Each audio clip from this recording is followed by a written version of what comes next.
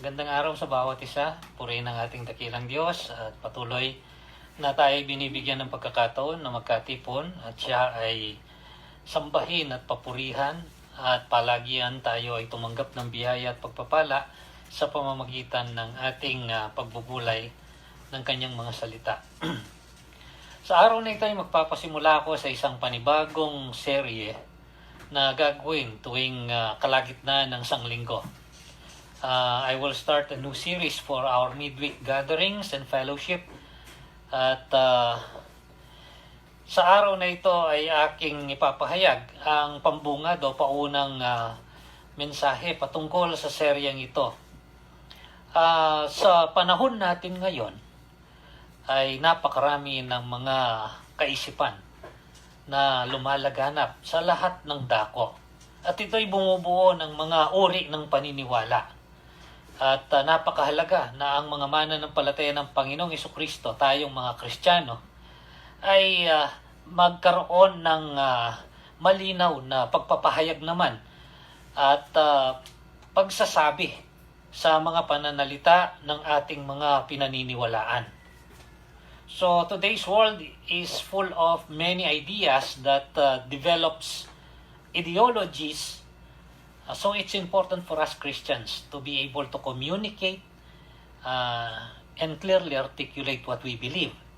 Upang sa ganoon ay magampanan natin ang ating bahagi doon sa dakilang gawain ng ating Panginoon dito sa mundo.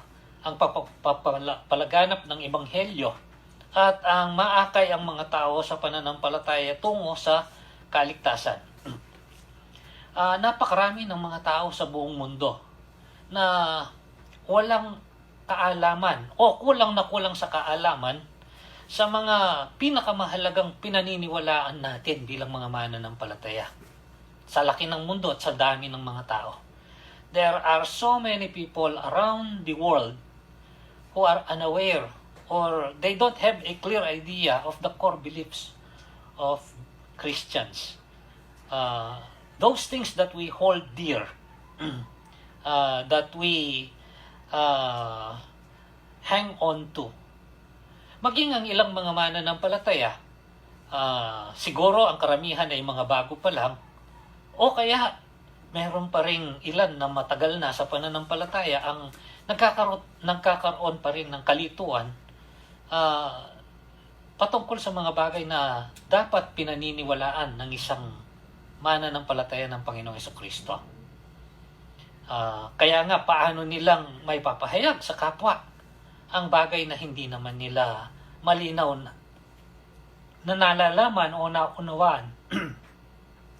So we will go through this series of studies that could help us regarding this matter.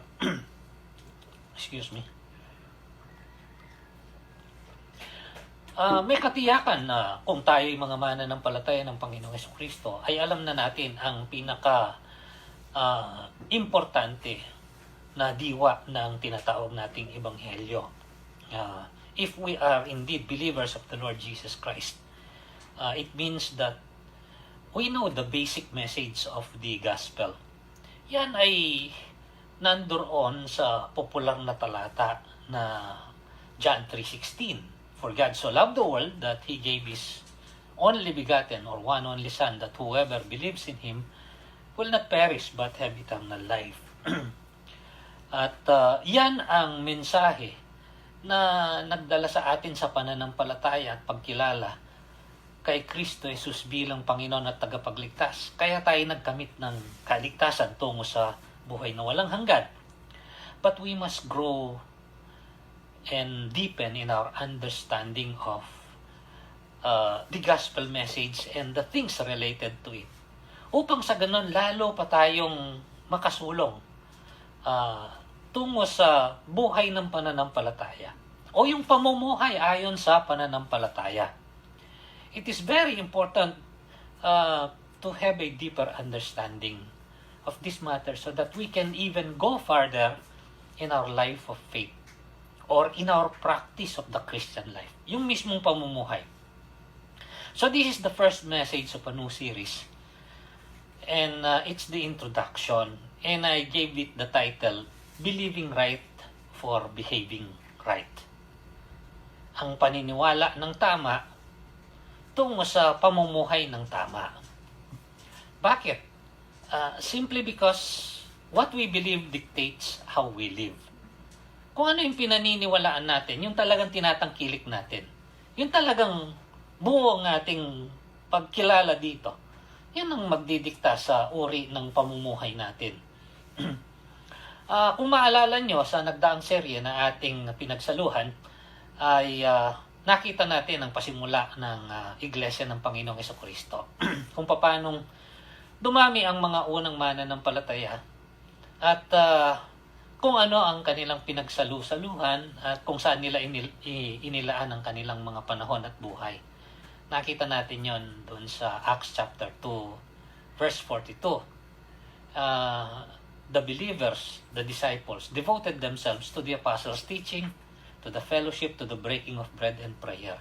Yung unang bahagi, yung tinatawag na apostles' teaching. Yan ang nagbigay sa kanila ng kaalaman, malinaw na unawa, at lumalalim na unawa patungkol sa buhay pananampalataya. As the gospel spread and the church grew, both in number and in geographical locality or coverage, there was a necessity to put together and articulate the core of beliefs that believers uphold.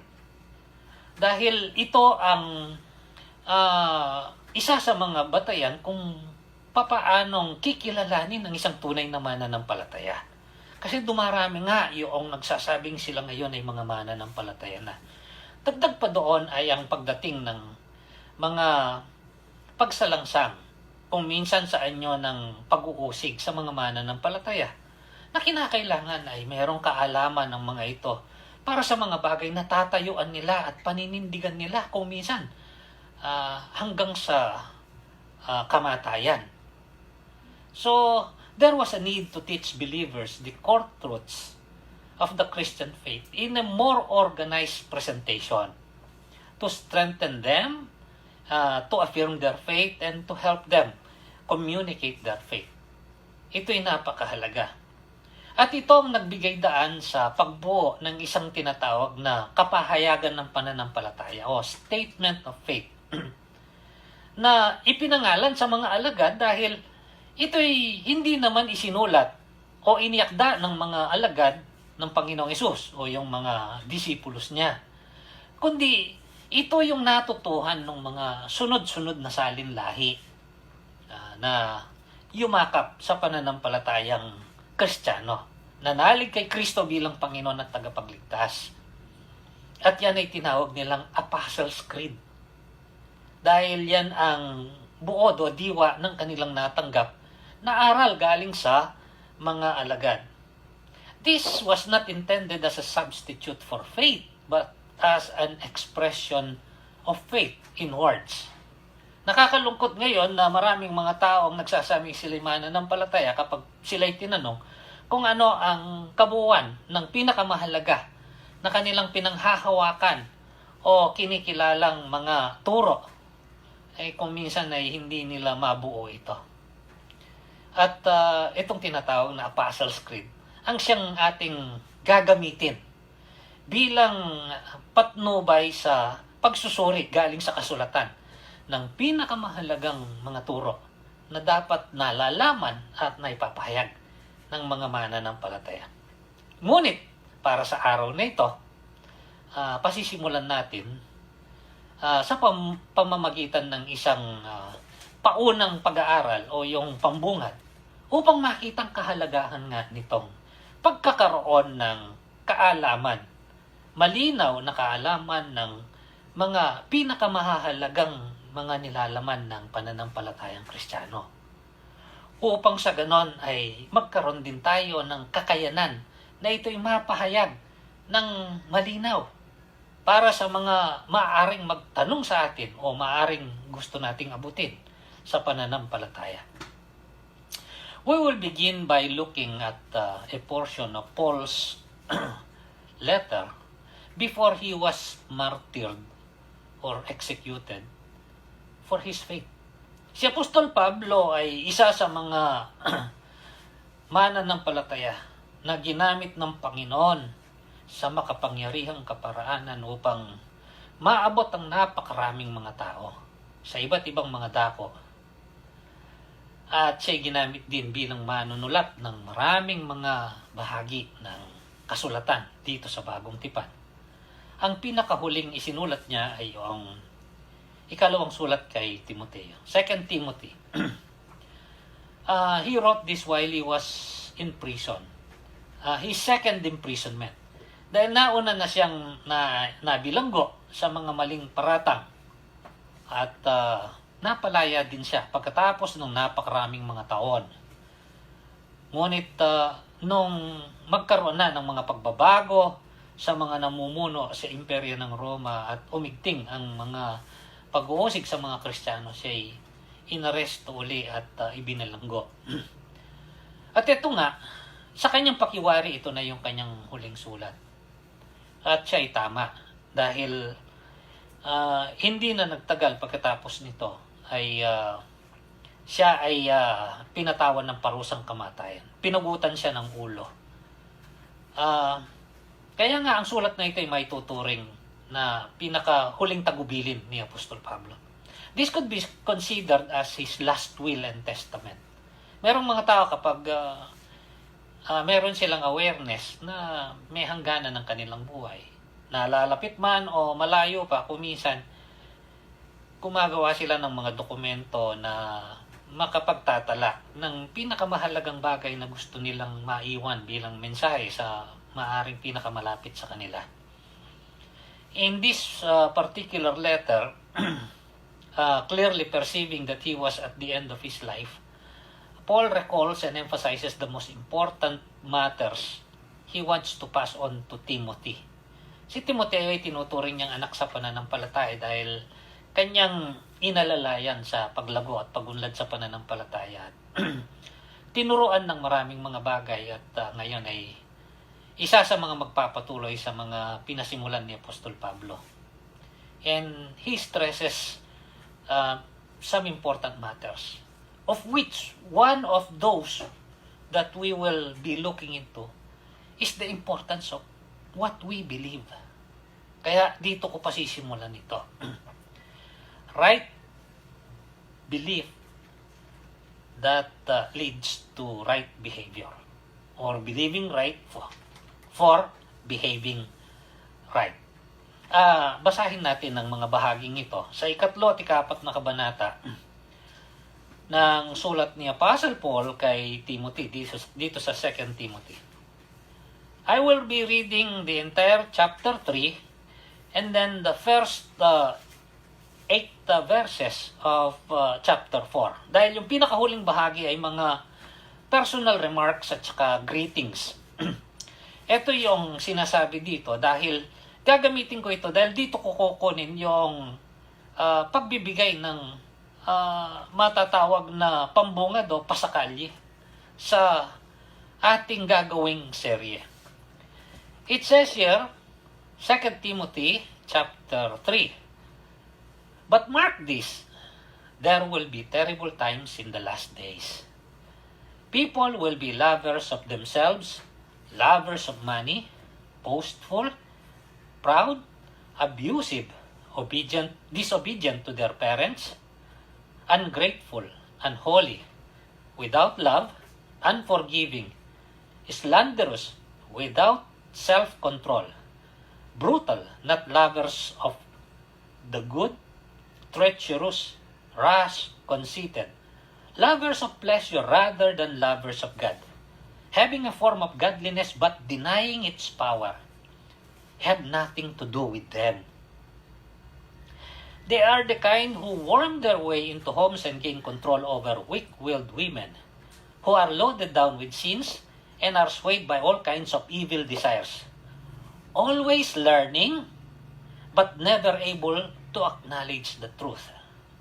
Just as Jannes and Jambres opposed Moses, so also these men opposed the truth, men of depraved minds, who, as far as the faith is concerned, are rejected. But they will not get very far because, as in the case of those men, their folly will be clear to everyone.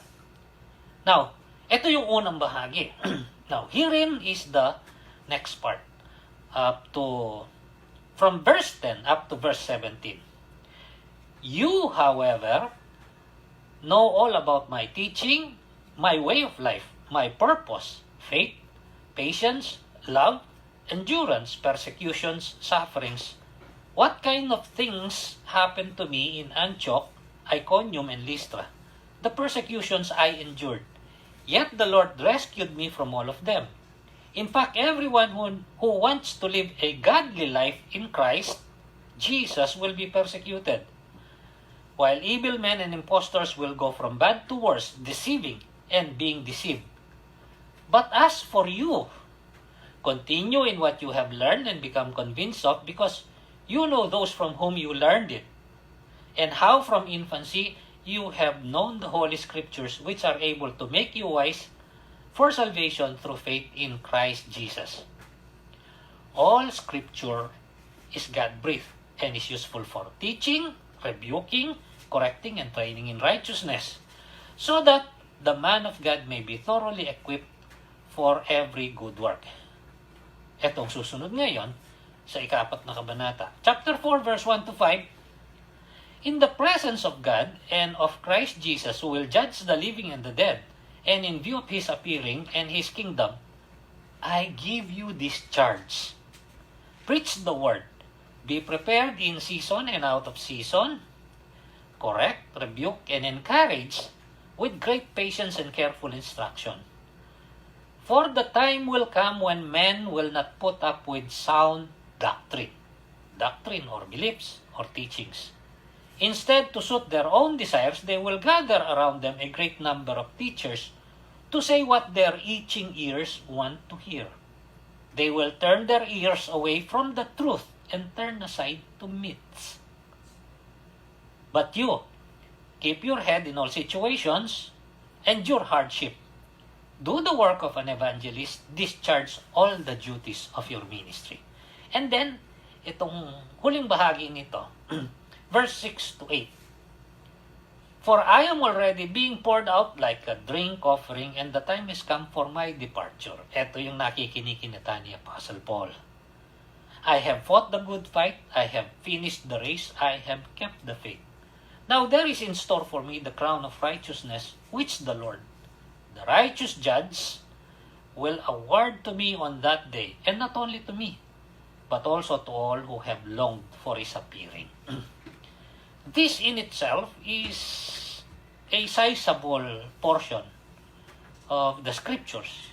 It could be used as a series by itself.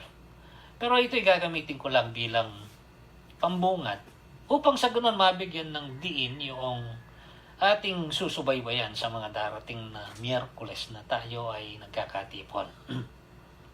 I will just look at the most important matters related to what we will embark to study. Ito'y hinati ko sa 4 na bahagi. At binigyan ko ng mga palatandaan upang madaling mabalikan, madaling unawain at madaling repasuhin. The first part is chapter 3 verses 1 to 9, which I call caution. Isang pagpapahayag ng pangangailangan ng pag-iingat. Chapter 3 verse 10 to 17 ay tinawag kong continuation. Isang pagpapaalala ng mga bagay na dapat ipagpatuloy. Chapter 4 verses 1 to 5 ay tinawag kong commitment, kung saan dapat maitalaga ng malalim at mabuti ang pamumuhay. At yung chapter 4 verse 6 to 8 ay tinawag kong conclusion, ang pagtatapos. Anong kinalaman nito sa ating pag-uusapan? Ang ating pinag-uusapan, believing right for behaving right. So una sa lahat, in chapter 3, verse 1 to 9, Paul cautions Timothy of terrible times ahead the farther we go in human history. Sinabi ni Apostol Pablo, itaga mo sa bato. Huwag mong kalilimutan ito. Ito yung mga bagay na magkakaroon ng kaganapan. Habang tumatagal, pasulong ng pasulok sa kasaysayan ng sangkatauhan, ito ang magkakaroon ng kaganapan. At yan ay umabot na sa ating kapanahunan because we are way beyond the time of the Lord and way beyond the time of the Apostle Paul nung kanyang isinulat ang mga bagay na ito. He cautions Timothy about terrible times ahead. Terrible times. Mga panahon na kakilakilabot. Mga panahon na nakakatakot. Katakot-takot na mga bagay. Napansinin ninyo, wala siyang binanggit patungkol sa mga digmaan o giyera. Hindi siya bumanggit patungkol sa mga lindol, pagputok ng mga bulkan. Hindi niya binanggit ang mga tsunami, ang mga baha, pagguho ng lupa, mga bagyo, mga ipo-ipo, mga peste, at mga pandemya. But all these are really terrible. Itong mga bagay na ito na akin lang sinabi, these are terrible things. Pero anong paglalarawan ni Apostol Pablo dito? In chapter 3, sabi niya sa beginning part, but mark this, there will be terrible times in the last days. Anong sumunod? Sabi niya, people will be. So ang sinabi niyang kakilakilabot na bagay at katakot-takot na bagay ay hindi patungkol sa mga nangyayari sa ating kapaligiran na bunga ng kalikasan na madalas ay kinatatakutan ng napakaraming mga tao na dapat naman talagang pag-ingatan. Kung maaari lang maiwasan ay maiwasan. Idinudulog natin at idinadalangin na ito'y hindi dumating sa atin o kung dumating man ay ating malagpasan. Ngunit ang binabanggit niya dito ay patungkol sa mga tao. He speaks of people and how people will behave or live. Siya'y nangungusap patungkol sa mga tao kung paano itong mamumuhay, kung anong magiging pag-uugali nito. At ito'y tinatawag kong pamumuhay na hungkag. This is the caution. I call this hollow lives. Para bagang napakaganda kung minsan sa labas pero sa loob ay merong walang laman.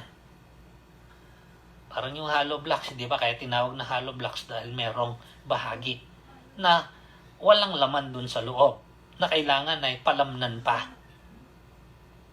Just reading the description will make you actually feel terrible. Ang daming sinabi dito. People will be lovers of themselves, lovers of money, boastful, proud, abusive, disobedient to parents, ungrateful, unholy, without love, unforgiving, slanderous, without self-control, brutal, not lovers of God, treacherous, rash, conceited, lovers of pleasure. Sabi nga, they even have a form of godliness but it has no power. May naipapakita pa silang panlabas na para bagang animoy pagka-religyoso, pagka-makadiyos. Pero wala namang kapangyarihan, walang kabuluhan. They are living hollow lives. Yet, the sad part is even those who would probably hear this or read this and admit that these are terrible may not realize that they are becoming part of this. Sila'y nagiging bahagi nito. What is the reason? Their belief. Ang kanilang pinaniniwalaan. Their belief is devoid of truth. Ang kanilang pinaniniwalaan ay hubad sa katotohanan. Sa anumang kadahilanan, whether willfully or by deception, their beliefs are devoid of truth. Ito yung sinabi sa chapter 3, verse 6 to 7. They are the kind that worm their way into homes and gain control over weak-willed women who are loaded with sins and are swayed by all kinds of evil desires. Ang sabi sa verse 7, always learning but never able to acknowledge the truth. Palaging may nalalaman, may nadadagdag na nalalaman, pero hindi nakakaabot sa katotohanan. Kasi beliefs matter. Kung anong pinaniniwalaan ng tao, darating at darating ng panahon, siya ang magdidikta ng pamumuhay o pag-uugali ng tao. These are godless lives. There's even the possibility of godly appearance, but it's powerless. There are so many people who wants to appear godly. But still, it does not change the truth. Kapag ito'y hubad sa katotohanan, ang magiging bunga ay itong kakilah-kilabot na uri ng pagkatao at pamumuhay. Merong isang phrase na ginagamit palagi, yung kahanga-hanga yung nakikita. Like, picture perfect ang sinasabi ng iba. Kumbaga, napakaganda sa larawan. There are actually picture-perfect lives. Yet, they are godless or ungodly lives. People who seem to do everything right and people who seem to get everything right. Ang daming mga tao sa mundo na tinatawag na matagumpay. Kung minsan ay hinahangaan sila. Hindi naman sila gumagawa ng mga kakilakilabot na mga paggawa ng mga pananakit, pamamatay, at iba't ibang kaagad ay makikilalang napakasamang mga bagay. And there are people who wake up each day, take care of their family, go to work. They produce a lot of good things in their work, actually. They go home, they have dinner, they go out, they have dinner. Wow, picture perfect. Yet, there is a possibility that these lives are still godless or ungodly. Why? Because they have kicked God out of the picture. Maraming mga taong nabubuhay na parang normal. Hinahangaan, katanggap-tanggap. Kaya hindi na napapansin. Parang napakaganda at napakatagumpay. Gustong maging huwaran ng marami. Pero, mga buhay na hungkag. Bakit? Dahil wala ang Diyos sa kanilang mga buhay. They have tried to live their lives without God. Beliefs dictate behavior. The result, they will end up in folly and futility. Matatapos lang ang mga bagay na puno ng kamangmangan at walang kahihinatnan. Ang sabi dito sa chapter 3 verse 9, but they will not get very far because as in the case of those men, their folly will be clear to everyone. Meron ngang sinasabi sa kasulatan, there is a way that seems right to man, but the end thereof is destruction or death. Merong mga bagay sa tingin ng tao ay tama, pero sa dulo pala nito ay kapahamakan. Caution. It is about hollow lives. Pag-ingatan, sabi ni Apostle Paul. Bakit? Ito'y dahil sa pinaniniwalaan. Mga taong hindi nakasalig sa katotohanan o hindi tama ang pinaniniwalaan.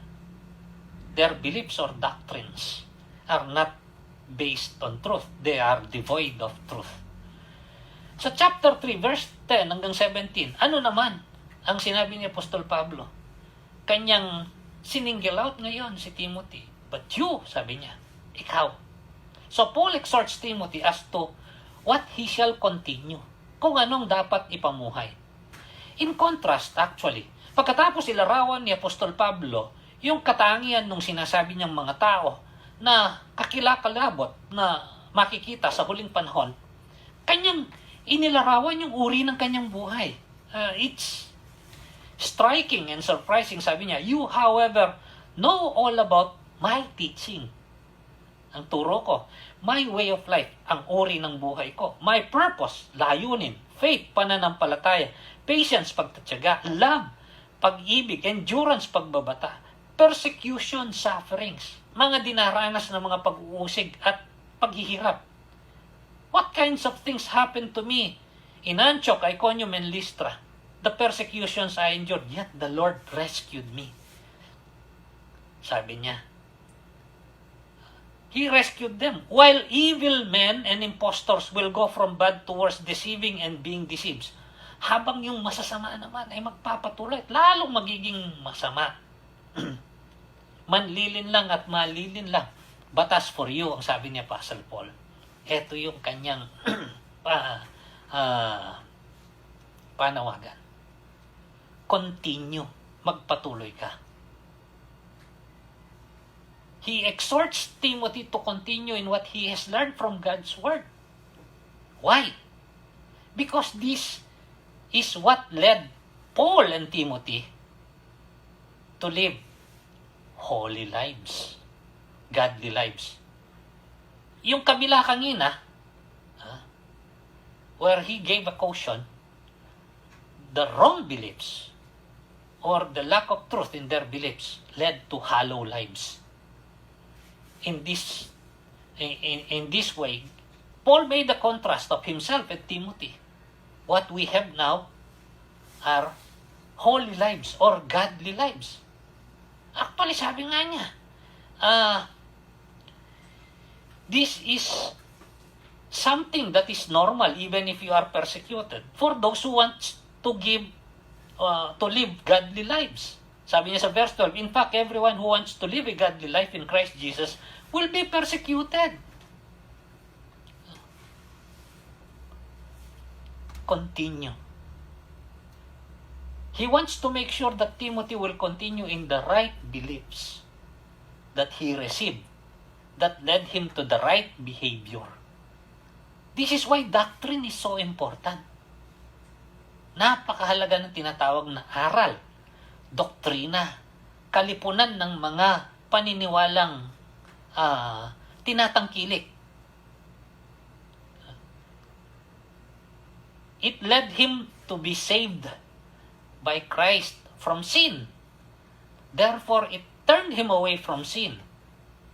See, sabi niya, ang kasulatan ay kinasiyan ng Diyos at mapapakinabangan sa pagtuturo, sa pagsaway, sa pagtutuwid, at sa pagsasanay, sa katuwiran. It led him to a righteous way of life. So that the man of God may be thoroughly equipped for good works. It led him to living a life that is marked by goodness and righteousness. Kaya tinawag kong holy life, kabaligtaran ng hollow life. Beliefs dictate behavior. Mga kapatid, sa pananampalataya, tiyakin ninyo na nauunawaan ninyo at alam ninyong mabuti ang inyong pinaniniwalaan. We Christians must make sure that we have learned well. We know and understand what we believe. Yan ay lalabas at lilitaw sa ating mga buhay. We must continue in God's Word because we need God's Word for teaching, for rebuking, for correcting, and for training in righteousness. Let us live a righteous life. Mamuhay tayo ng buhay na may katuwiran. Let us do what is good. Gawin natin kung ano ang tama. Kung alam natin na tama ang ating pinaniniwalaan, dapat ang bunga nito ay tama. We ought to live holy lives, not hollow lives. Karapat-dapat na mamuhay tayo ng mga buhay na may kabanalan, may katwiran, may kabutihan, hindi hungkag, hindi panlabas na magandang anyo, ngunit wala namang kapangyarihan. We are saved from sin.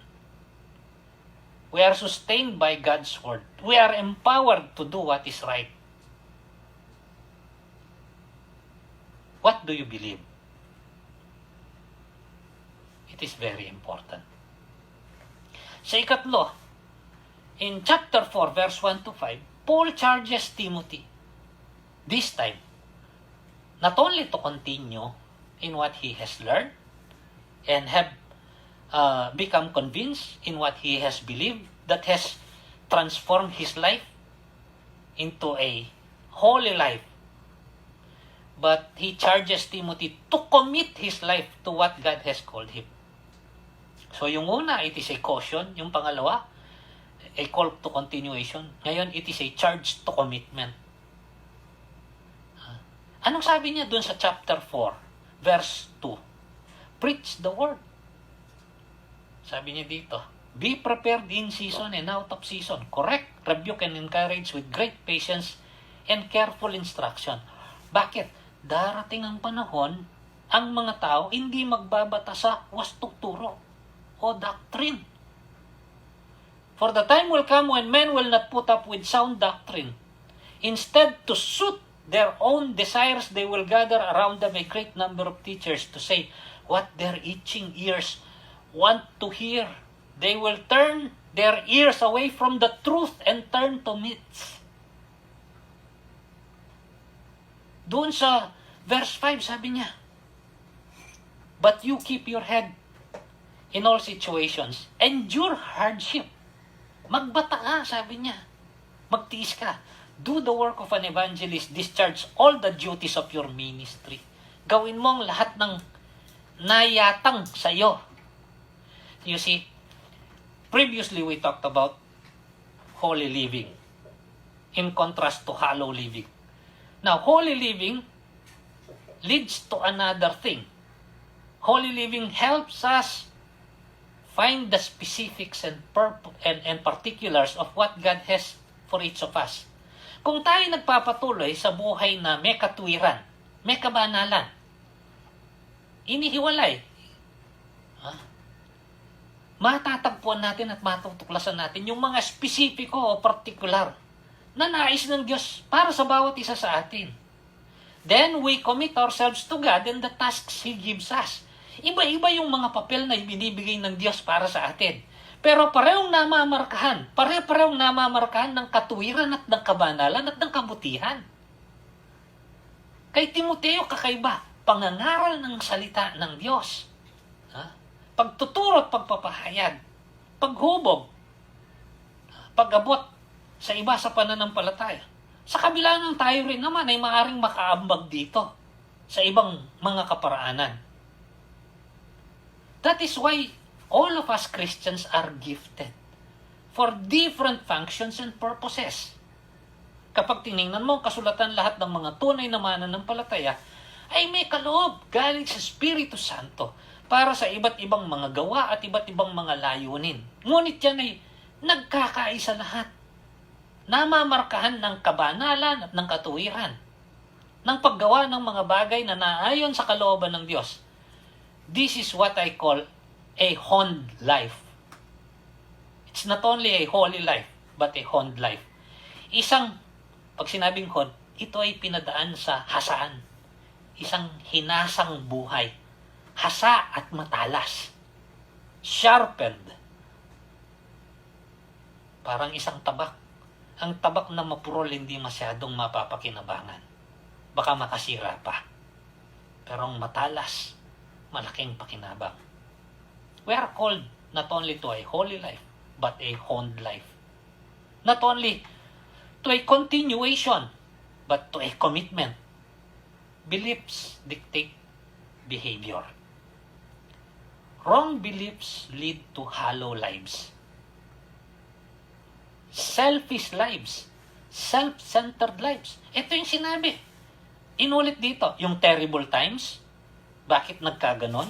Sinabi dun sa chapter 3, people will be lovers of themselves, lovers of money. Parang more obvious, no? Pero ito, hindi siya more obvious.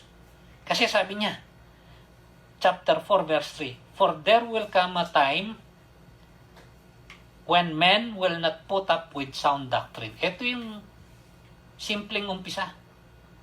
Hindi na sila makapagbabata o hindi makapagtsatsaga sa wastong aral o turo.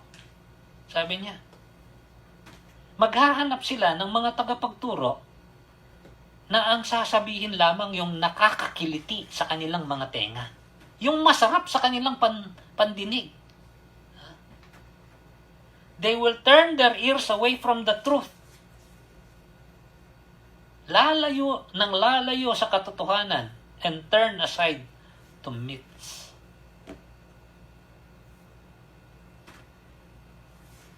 Their lives will be filled, their hollow lives will be filled with self-centeredness and selfishness. Yung puro sarili na lang nila yung naiisip nila. What's in it for me? Kaya pakikinggan ito dahil, ito gusto ko ito. Oh, maganda ito, masarap ito. Pag hindi masarap sa pandinig, ayaw ko to. This is actually happening. It has been happening then. It is happening even more today. And some are not even aware of it. All they care about is what pleases them. They hate to endure hardship. Pag sinabi mong, mahirap yung buhay Kristiyano, ayaw ko yan. Anong patutuan ni Apostle Paul dito? Patungkol sa kanyang sarili. Sabi niya, you however know all about my teaching, my way of life, my purpose, faith, patience, love, endurance, persecutions, sufferings. Everyone who wants to be godly will be persecuted. If somebody told you that the Christian life is always a life of pleasure, you may have gotten it wrong. In this world you will have troubles, our Lord said. But cheer up. I have overcome this world. It's not a life of pure pleasure in the sense that everything you want, you will get.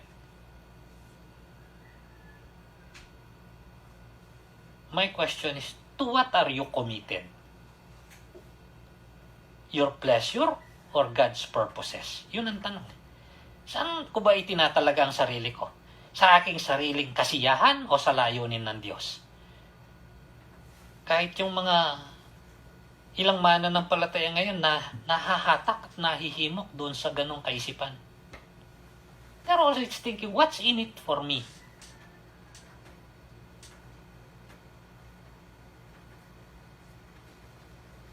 What do you believe? Do you believe that the Christian life is a bed of roses so that you can always lie down with pleasure all the time? Or do you believe that it is a life of privilege to serve the great God? Because after all, He will judge the living and the dead. Yun ang sabi niya Apostle Paul. So chapter 4 verse 1, in the presence of God and of Christ Jesus who will judge the living and the dead. And in view of His appearing and His kingdom, I give you this charge. This charge. Napakahalaga na maintindihan sana natin ito, mga kapatid. First, Paul spoke of a caution pertaining to hollow lives, those who got it wrong in their beliefs. Second, it's about continuation. It's about living holy lives. Third, it's about commitment, living honed lives. And finally, chapter 4, verse 6 to 8, Paul speaks of the conclusion of his life. One of the best loved passages of the scriptures. For I am already being poured out like a drink offering, and the time has come for my departure. I have fought the good fight. I have finished the race. I have kept the faith. Now there is in store for me a crown of righteousness, which the Lord, the righteous judge, will award to me on that day.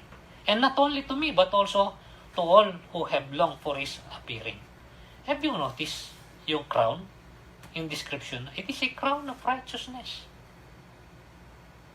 Because Paul lived the righteous life. Some people only thinks of the crown, whatever it is. It is about certainty and fulfillment. Ito yung conclusion. Yung pagtatapos. Pinakamagandang pagtatapos. Patungkol sa katiyakan. Patungkol sa kaganapan. Because of Paul's unwavering belief. Dahil yung kanyang paniniwala ay hindi natinag. Hindi nagmaliw. Beliefs dictate behavior. Paul is saying it's all worth it. Sulit siya. Even though he mentioned his own difficulties, his sufferings, his persecutions. Actually, he wrote something that is very close to this. Sa Romans chapter 8 verse 18, ang sabi ni Apostle Paul, I consider that our present sufferings are not worth comparing to the glory that will be revealed in us. Yung mga pangkasalukuyang nararanasan natin o maaari nating maranasang pigati o paghihirap, hindi may hahambing dun sa kalwalatian na may hahayag sa atin. Let's take a quick look backwards.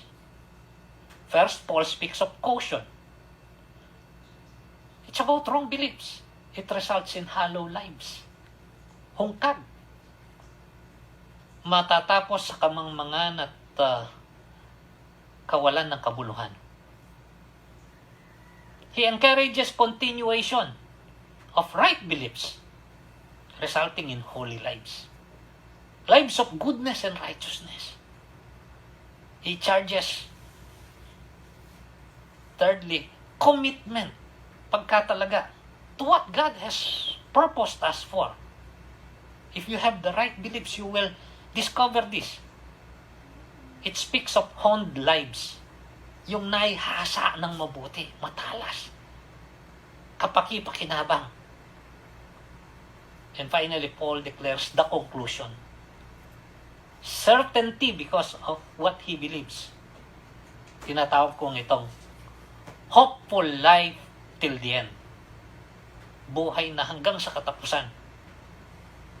Punong-puno ng pag-asa. This is a life of joy. This is the good life.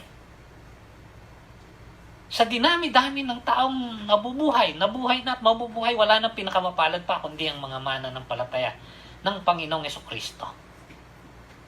Dahil tayo ang nakakilala sa tunay na Diyos. Dahil tayong nakakaalam ng katotohanan. Dahil tayong nakakaranas ng tinatawag na buhay na kasiyasiya. At tayong may katiyakan ng buhay na walang hanggan. Beliefs matter. Doctrines are very important. What are yours? On what do you stand on? Ipagpapatuloy natin ito sa susunod. At nawa sa pamamagitan nito, tumatag, lumalim, sumagana ang ating paniniwala, ang ating pamumuhay, ang ating karanasan. At nawa sa pamamagitan nito, mabigyan natin ng kapurihan at karangalan ng ating dakilang Diyos. Tayo ay manalangin. Dakilang Diyos, maraming salamat po. Ikaw ang gumawa ng lahat ng kaparanan upang maipaabot sa amin ang katotohanan. Upang aming matanggap ang dapat paniwalaan. Upang ito'y magbunga ng mga bagay na mabuti sa aming mga buhay. Salamat po, Panginoon. Tulungan mo po kaming pahalagahan ang mga ito. Tulungan mo po kaming suriin ng mabuti. Pag-aralan at unawain, O Diyos. At ilapat at iangkop sa aming mga buhay. Upang sa ganon may sa katuparan ang iyong dakilang pangako na ikaw ay dumating upang magkalob ng buhay at buhay na kasiyasiya. buhay na may katwiran at kabutihan, hindi hungkag, Panginoon. Buhay na may pagkahasa at nagbubunga ng mga pakinabang. Hindi nakaukol ang isipan sa mga bagay lang na mapapakinabangan, kundi sa iyong mga layunin at sa iyong mga panukala, aming Panginoon. At sa dulo nito, ang magiging katapusan ay mananatiling kasiyasiya pa rin. May katiyakan at merong pagkasulit, Panginoon. Salamat po. Nawa ang aming mga buhay ay tumugma sa iyong mga layunin at sa iyong mga panukala. At nawa sa pamamagitan nito, ikaw ay aming maparangalan, mapapurihan, at maging itong aming pagsamba sa iyo. Dahil karapat dapat kang sambahin naming dakilang Diyos at Panginoon. Sa iyong papurit parangal, sa tanging pangalan po ng aming Panginoong Hesus. Amen. Magandang araw po. Ang biyaya at pagpapala ng Diyos ang sumahating lahat.